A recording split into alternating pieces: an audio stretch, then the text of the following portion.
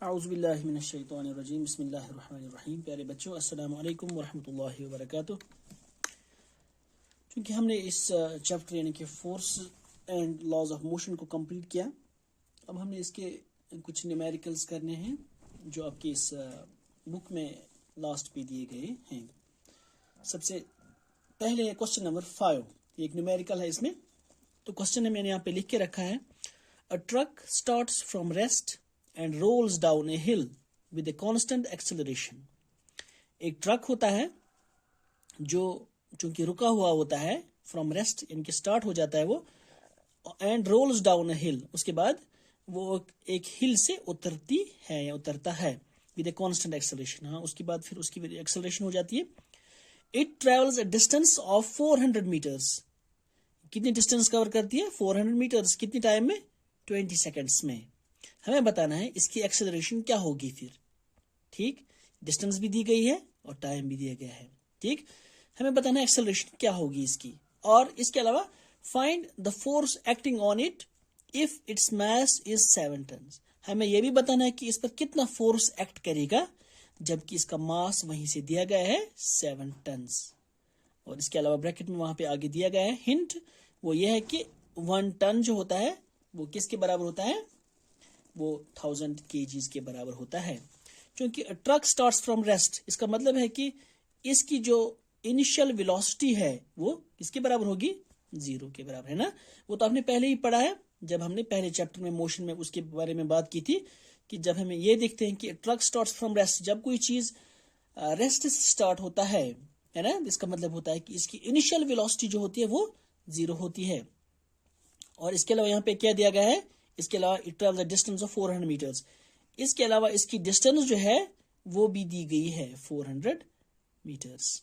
और इसके अलावा टाइम भी दिया गया है। टाइम कितना? 20 सेकेंड्स। 20 सेकेंड्स। तो अब हमने बताना है यहाँ पर कि हम कैसे यहाँ पर ये देख सकते हैं कि इसकी एक्सेलरेशन क्या है। ठीक है, क्योंकि यहाँ पर आप सबसे पहले इसका मास देख सकते हैं 7 टन, क्योंकि 1 टन का वजन होता है 1000 kgs। तो 7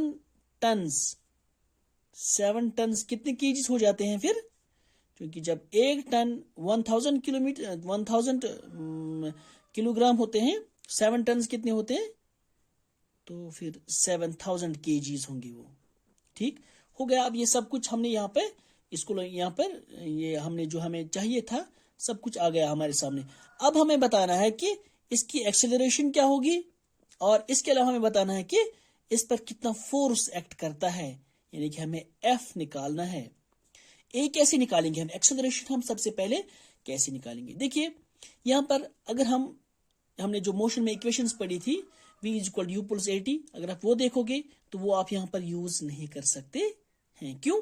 क्योंकि उसके लिए हमें एक्सेलरेशन चाहिए होता है ना। सपोज v = u + at, उसके लिए हमें यहाँ पर u तो दिया गया है, a नहीं दिया गया है, t भी दिया गया है और v भी नहीं दिया गया है। तो इसीलिए हम इस इक्वेशन को यूज नहीं कर सकते हैं। और एक इक्वेशन है v² - u² = 2as।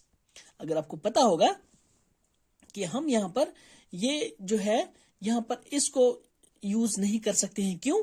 क्योंकि हमें यहाँ पे एक तो एक्सेलरेशन निकालना है और फाइनल वेलोसिटी हमें फिर पता होनी चाहिए। क्योंकि हमें ये भी नहीं पता तो इसीलिए हम इस इक्वेशन को यूज नहीं कर सकते हैं। तो अब हम देख सकते हैं हम यहाँ पर कौन सी इक्वेशन यूज करेंगे। s = ut + 1/2 of at²। अगर आप यहाँ पे देखोगे डिस्टेंस भी दिया गया है, इनिशियल वेलोसिटी भी दिया गया है, टाइम भी दिया गया है। अब हमें सिर्फ क्या निकालना है? एक्सेलरेशन। तो इसका मतलब है कि हम इसी इक्वेशन को यूज करके इस ट्रक की एक्सेलरेशन को निकाल सकते हैं। चलो फिलहाल हम ऐसे ही लिखते हैं इसको। s किसके बराबर है हमारा? यानी इसकी डिस्टेंस कितनी कवर की है? 400 मीटर्स।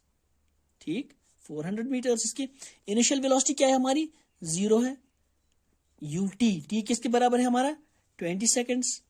ut + 1/2 of a जो कि इसका वैल्यू हमें निकालना है, और t किसके बराबर है हमारा? 20 सेकेंड्स, यानी कि 20 का स्क्वायर है ना, 80² है ना। ओके, तो अब आप यहाँ पर इसको लिखोगे थोड़ा और सिंपलीफाई हो जाएगा ये। इट्स इक्वल टू 400 मीटर्स और फिर 20 इंटू 0 किसके बराबर, वो तो 0 के बराबर ही आ जाएगा। और उसके बाद फिर 1/2 a, या सिंपली a इंटू 1 a के बराबर ही लिखो, a डिवाइड बाई 2। 20 का स्क्वायर किसके बराबर होगा, 20 इंटू 20, वो तो फिर 400 है ना, 20 इंटू 20 400 के बराबर आ जाता है। और इसके बाद फिर इसको आप और थोड़ा सिंपलीफाई करोगे, ये 400 तो आप ऐसे ही लिखोगे, ठीक। फिर यहाँ पर आप देखोगे कि अब जब यहाँ पर हमें 0 जो है यहाँ पर, इसको यहाँ पर लिखने की कोई जरूरत नहीं है अब, क्योंकि इसको इससे कोई चेंज नहीं आ जाएगी। तो 400 इंटू ए, ये 400 ए के बराबर आ जाता है, डिवाइड बाय 2, ठीक। अब देखिए यहाँ पर इसका क्रॉस मल्टीप्लाई, सपोज इसके नीचे हम 1 लिखते हैं, इसके कोई फर्क नहीं पड़ेगा इसमें। 2 इंटू 400 किसके बराबर आ जाता है, वो 800 के बराबर आएगा, ठीक। इज इक्वल टू, फिर क्या बचा यहाँ पर 400 ए, ठीक। तो इसका मतलब है हम, और ए किसके बराबर आ जाएगा, यानी ये इस ए का वैल्यू किसके बराबर आएगा, 800 डिवाइड बाय 400, ठीक। यानी कि यहाँ पे 2 0 जो है ये कट हो जाएंगे, 4 1 जार 4, 4 2 जार 8। इसका मतलब है कि एक्सेलरेशन इसकी होगी 2 मीटर पर सेकेंड स्क्वायर, हो गई हमारी एक्सेलरेशन, ठीक है। इसके अलावा हमें और क्या निकालना था, हमें तो इसके अलावा फोर्स निकालना था, यानी कि फोर्स किसके बराबर आएगा हमारा, फोर्स किसके बराबर होता है एज पर Newton second law of motion, force is equal mass into acceleration, है ना। तो इसके नीचे लिखता हूं मैं यहाँ पर, force is equal to mass into acceleration. हमें फोर्स निकालना है, मास का हमें पता है, मास कितना है हमारा 7000 kg। एक्सेलरेशन किसके बराबर, जो हमें अभी निकाली 2 मीटर पर सेकेंड स्क्वायर, है ना। तो जब हम देखते हैं इसको 2 से मल्टीपल करते हैं, 2 0 जार 0, 2 0 जार 0 और 2 0 जार 0, ठीक। 2 7 जार 14, यानी कि 14,000। फोर्स का हम यूनिट क्या निकालते हैं, इसका यूनिट क्या होता है, दैट्स न्यूटन, ठीक। इसका मतलब कि अब हमारा, चूंकि यहाँ पे क्वेश्चन पूछ रहा था कि हमें एक तो एक्सेलरेशन बतानी थी, फाइंड इट्स एक्सेलरेशन, वो भी हमने निकाला, और इसके अलावा हमें बताना था कि इसका फोर्स क्या होगा, है ना, जब इसका वजन ये है, तो हमने अब इसका फोर्स भी निकाला, that's equal to 14,000 newton, okay. तो हो गया ये क्वेश्चन नंबर 5, बहुत सिंपल क्वेश्चन था ये, जो हमने इसमें 2 इक्वेशंस, आप अच्छी तरह से याद रखना, 2 इक्वेशंस हमने यूज की, एक ये S is equal UT plus 1/80 square, है ना। तो ये हमने इससे पहले पढ़ा था, पहले चैप्टर में मोशन में, और नेक्स्ट जो था वो हमने यहाँ पर Newton second law of motion use की, force is equal to mass into acceleration. तो इसके बाद यहाँ पर वैल्यूज पुट करके हमने इसका फोर्स निकाल दिया, ठीक। तो इसके बाद नेक्स्ट क्वेश्चन है वो है, a stone of 1 kg is thrown with velocity of 20 metres. हम एक स्टोन, एक पत्थर फेंकते हैं हम, ठीक है, किस पर, on across the frozen lake, frozen surface of A lake. एक लेक होता है, पानी जमा हुआ है कहीं, या हम लेक, जो तालाब जिसको हम बोलते हैं, उस पर हम एक पत्थर मारते हैं, ठीक। लेकिन उसकी वेलोसिटी क्या होती है, 20 मीटर्स पर सेकेंड, ठीक। यानी जो फ्रोजन लेक है, जिसपे क्या है, उसका क्या बना हुआ है, आइस बना हुआ है उस पर, तो जिस तरह से आइस स्केटिंग की जाती है ना नॉर्मली, तो हम देख सकते हैं कि वो फ्रोजन लेक था, उस पर हमने एक पत्थर मारा, तो वो क्या, वो ऐसे चला जाएगा, दूर तक चला जाएगा, लेकिन उसकी velocity 20 metres per second, and comes to rest after travelling distance of 50 metres.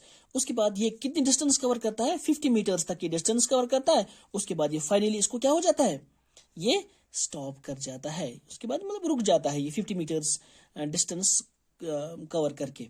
फिर what is the force of friction between stone and ice. क्योंकि ये स्टोन जो होता है ये फाइनली स्टॉप हो जाता है, क्यों स्टॉप, इसलिए हो जाता है क्योंकि जो आइस होता है उसमें भी फ्रिक्शन होता है, क्योंकि मैंने आपको पहले ही बताया फ्रिक्शन हर चीज में मौजूद होता है, जिसकी वजह से ये स्टोन जो है ये स्टॉप कर जाता है। तो हमें बताना है ये जो पत्थर जो इस पर, ये स्टोन जो इस पर रोल कर रहा था, ये फाइनली इसको क्या हो गया, ये स्टॉप हो गया। हमें बताना है इस आइस ने इसको फोर्स ऑफ जो फ्रिक्शन दिया वहां से, ये कितना था, ठीक। यानी बॉल इस पर रोल, ये स्टोन इस पर रोल कर रहा था, लेकिन इसने यहां से इसको फोर्स ऑफ फ्रिक्शन प्रोवाइड किया, जिसकी वजह से ये रुक गया। तो हमें बताना है कि फोर्स ऑफ फ्रिक्शन क्या है इनके बीच में, यानी आइस और इस स्टोन के बीच में क्या है फोर्स ऑफ फ्रिक्शन। तो स्टोन ऑफ मास, इसका मतलब है हमारा मास वहीं से दिया गया सब पहले, इट्स इक्वल टू 1 kg, ठीक। उसके बाद फिर विद वेलोसिटी ऑफ, ठीक, कितने, वेलोसिटी भी वहीं से दी गई है हमारी इनिशियल वेलोसिटी, दैट इज यानी जब वो पत्थर चलना शुरू कर देता है, यानी वो चल रहा होता है, हम उसी वक्त इसकी ये जो स्टार्ट करते हैं, इसका मतलब है इसकी इनिशियल वेलोसिटी है 20 मीटर्स पर सेकेंड। ठीक, उसके बाद फिर इसको क्या हो जाता है, ये 50 मीटर डिस्टेंस कवर करके ये स्टॉप कर जाता है, इसका मतलब है इसकी फाइनल वेलोसिटी है वो 0 हो जाती है। और इसके अलावा फिर हमें यहाँ पर और क्या दिया गया है, डिस्टेंस भी दी गई है, s is equal to 50 metres, है ना, इतना ही दिया गया है ना। हमें बताना है फोर्स किसके बराबर होगा हमारा, क्योंकि फोर्स का हमें नहीं पता है, तो इसीलिए सबसे पहले हमें देखना है कि हमें फोर्स के लिए क्या चाहिए। सबसे पहले मैं आपको बताऊं फोर्स के लिए हमें क्या चाहिए होता है, force is equal to mass into acceleration. Mass तो हमें पता है ना, लेकिन एक्सेलरेशन का हमें नहीं पता। एक्सेलरेशन हम कैसे निकाल सकते हैं, एक्सेलरेशन के लिए हम कोई और इक्वेशन सबसे पहले यूज करेंगे, जिस तरह से हमने इसमें यूज किया था, है ना, एक्सेलरेशन निकालने के लिए। तो इसी तरह से चूंकि हमें एक्सेलरेशन यहाँ पर नहीं बतानी थी, लेकिन अब हमें चूंकि फोर्स चाहिए, इसका फोर्स जानने के लिए, फोर्स का वैल्यू पता करने के लिए हमें एक्सेलरेशन का सबसे पहले पता होना चाहिए। तो सबसे पहले हम एक्सेलरेशन का ही वैल्यू निकालते हैं, है ना। एक बार फिर से हम अपने प्रीवियस चैप्टर पे मोशन पे जाते हैं, जहां पर हमने मोशन की इक्वेशंस पढ़ी थी। तो वहां पर हम उनमें से देखते हैं कि उनमें से हम कौन सी इक्वेशन यूज कर सकते हैं। देखो भाई, एक बार फिर से अगर आप देखोगे यहां पर चूंकि क्या चाहिए हमें, एक्सेलरेशन निकालनी है। यहां पर फाइनल वेलोसिटी, इनिशियल वेलोसिटी हमें दोनों पता है, लेकिन हमें टाइम का नहीं पता है ना, यानी एक्सेलरेशन और टाइम दोनों हमें निकालने हैं। तो हमारे लिए ये पॉसिबल नहीं है कि हम इस इक्वेशन को यूज कर सकते हैं। क्यों? क्योंकि हम उस इक्वेशन को तब यूज कर सकते हैं जब हमें सिर्फ किसी एक चीज का वैल्यू पता ना हो, बाकी सब चीजों का हमें पता होना चाहिए। क्योंकि हमें दो का वैल्यू नहीं पता, तो इसीलिए हम इसको यूज नहीं कर सकते।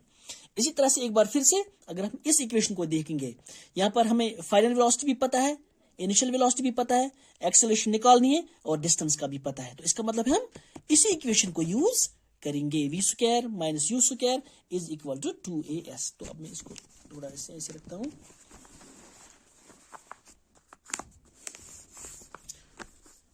v square minus u square is equal to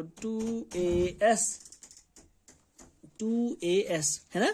तो एक्सेलरेशन सबसे पहले निकालेंगे। एक्सेलरेशन किसके बराबर होगा, अगर हम इसी को थोड़ा रीअरेंज करेंगे, वो होगा v square minus u square, और v square minus u square, इस s को क्या हो जाएगा, ये इसके नीचे आ जाएगा, है ना। यानी कि v square minus u square. अगर आप देखोगे इसको थोड़ा सा, और मैं यहाँ पर आपको सिंप्लीफाई, आपको समझाने के लिए मैं इसको एक स्टेप इसमें और बढ़ाता हूं। ठीक, देखिए कैसे, वो है ऐसे, v square minus u square is equal to s। अगर मैं यहाँ पे लिखूं ऐसे ही, मैं लिखूं यहाँ पर v square minus u square, है ना। तो ये जो है हमें जो कि एक्सेलरेशन का वैल्यू निकालना है, मैं इसको एक बार फिर से लिखता हूं 2as में, कि रिपीट हो गया यहाँ पर स्टेप। तो ये जो है एक्सेलरेशन को मैं ऐसे ही रखता हूं, acceleration is equal to v square minus u square. तो इस 2s को क्या हो जाएगा, ये इसके नीचे आ जाएगा। क्यों? क्योंकि ये मल्टीप्लीकेशन में है, 2s। ये आपको याद रखना चाहिए। अगर हम इसको एक बार फिर से ना उसी स्टेप में लाएं, तो इसका मतलब इसके साथ मल्टीपल हो जाएगा, तो ये वही बनेगा फिर। ठीक, तो अब देखिए यहां पर इसको क्या हो जाएगा, अब हम इसमें इक्वेशन वैल्यू पुट करेंगे। Acceleration is equal to v क्या है हमारा, v स्क्वायर, क्योंकि फाइनल वेलोसिटी हमारी 0 है, यानी कि मतलब है 0 स्क्वायर, 0 स्क्वायर का वैल्यू तो 0 ही होगा, माइनस u स्क्वायर। u क्या था हमारा, u अगर आपको याद होगा, u हमारा 20 मीटर्स है, यानी 20 का स्क्वायर किससे बराबर आता है, वो 400 के बराबर आ जाता है। ठीक, मैंने डायरेक्टली इसको इसका स्क्वायर बताया। 2 इंटू डिस्टेंस क्या है हमारी, डिस्टेंस हमने यहाँ पे लिखा है 50 मीटर्स, यानी जो स्टोन जो है 50 मीटर्स डिस्टेंस कवर करती है। सो a इज इक्वल टू, इसको लिखने की कोई जरूरत नहीं है, -400 डिवाइड बाई 50 इंटू 2 मीन्स 100। ठीक, 2 जीरोस कट। इसका मतलब है कि हमारी एक्सेलरेशन जो है दैट इज -4 मीटर पर सेकेंड स्क्वायर। माइनस का क्या मतलब है यहाँ पर, इसका मतलब है कि नेगेटिव एक्सेलरेशन हो रही है, यानी ज्यादा वेलोसिटी थी, अब आहिस्ता आहिस्ता आहिस्ता ऐसे ये कम हो गई, तभी इसका वैल्यू नेगेटिव आ गया यहाँ पर। ठीक, तो हो गया। अब यहाँ पर हमने देखा कि इसकी एक्सेलरेशन, अब हम यही वैल्यू जो कि हमें फोर्स निकालना था, हम फोर्स चूंकि पता है फोर्स किसके बराबर होता है, मास इंटू एक्सेलरेशन। ठीक, अब हम फोर्स का वैल्यू निकाल सकते हैं, क्योंकि मास क्या था इसका, मास तो पता है आपको, it is equal to 1 kg। ठीक, 1 kg इंटू एक्सेलरेशन किसके बराबर आ गया, -4 के बराबर, इसको ब्रैकेट में रख रहा। ठीक, so force is equal to 4 into 1 4, लेकिन -4।